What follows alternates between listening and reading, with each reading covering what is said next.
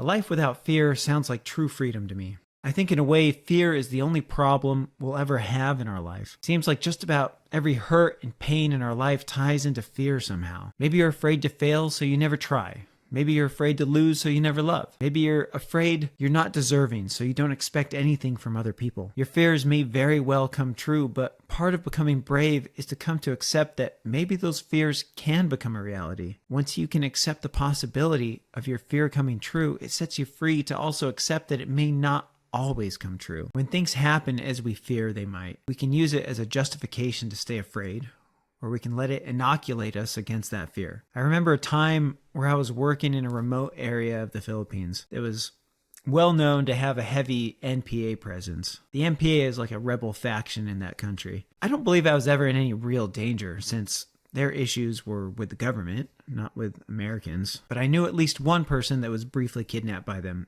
at one point. Obviously, they let him go after a few hours, but consequently, I was afraid. But oddly enough, the one thing that ultimately gave me comfort was imagining the worst thing that they could do to me and trying to accept it, which I figured at the time was to hold me ransom or to kill me. And I can't imagine myself facing down death with perfect resolve like the guys that you see in the movies, but I can accept that we all have to die at some point. And if it happens sooner than later, so be it. And somehow embracing, or at the very least trying to accept my greatest fear at that time, ease the burden of that fear. So be brave and set yourself free from the chains it has you bound in. Fear is the enemy that wants to keep us from living. Fear is the prison that we reside in, and no prison is more confining and limiting than that one. Only by conquering that fear can we finally taste freedom. The private war we wage with fear is never going to end, but it only takes one moment of bravery to start winning that fight.